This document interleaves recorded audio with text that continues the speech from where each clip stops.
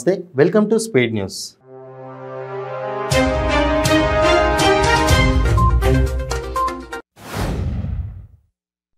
సరస్వతీదేవిపై రింగర్ల రాజేష్ అనుచిత వ్యాఖ్యలు చేశారు. దీంతో బాసరలో అమ్మవారి భక్తులు తీవ్ర ఆగ్రహం వ్యక్తం చేస్తున్నారు. ఈ క్రమంలోనే ఆలయ అర్చకులతో పాటు పలువురు నిరసనకు దిగారు. రైతు స్వరాజ్య వేదికపై టీఆర్ఎస్ నేత పల్లా రాజేశ్వరరెడ్డి చేసిన వ్యాఖ్యలను తీవ్రంగా ఖండిస్తున్నామని తెలంగాణ జనసమితి అధినేత కోదండరాం అన్నారు. నాగల్ కర్నూలు జిల్లా ఆసుపత్రిలో వైద్యుల నిర్లక్ష్యంతో ఓ పసికందు కన్నుమూసింది. వరంగల్ జిల్లా చెన్నారావుపేట మండలం లింగగిరి గ్రామంలో జంగిలి పెద్దరాజు అనే రైతు అనుమానాస్పద స్థితిలో మృతి చెందాడు. గ్రామంలోని ఓ వ్యవసాయ బావిలో మృతదేహం లభ్యమైంది. చెన్నూరు గ్రామంలో తెలుగుదేశం పార్టీ ప్రభుత్వంలో తప్ప వైఎస్ఆర్ కాంగ్రెస్ పార్టీ వచ్చిన తర్వాత ఎటువంటి అభివృద్ధి పనులు జరగలేదని, కొత్తగా ఒక పెన్షన్ ఇస్తూ 10 పెన్షన్లు తీసివేస్తూ ప్రజలను మోసం చేస్తున్నారని గూడూరు నియోజకవర్గ మాజీ ఎమ్మెల్యే పాషం సునీల్ కుమార్ వెల్లడించారు.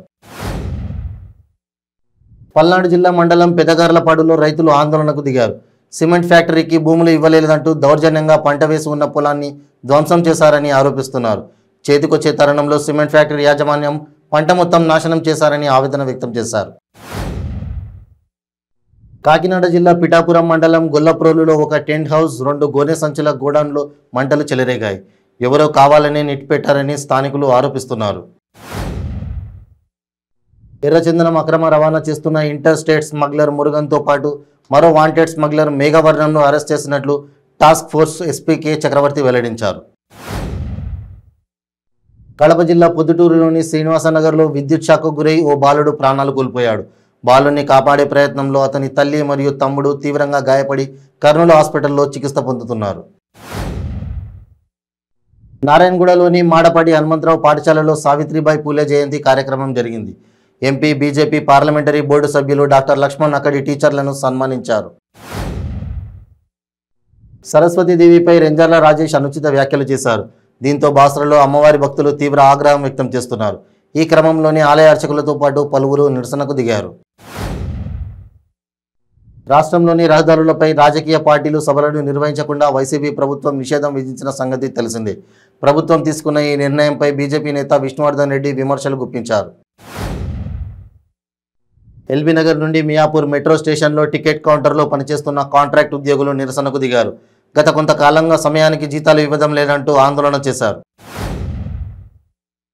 మహబూబాబాద్ జిల్లా గూడూరు మండలానికి చెందిన పలువురు టీఆర్ఎస్ కాంగ్రెస్ పార్టీ కార్యకర్తలు టీపీసీసీ చీఫ్ రేవంత్ రెడ్డి సమక్షంలో కాంగ్రెస్ పార్టీలో చేరారు.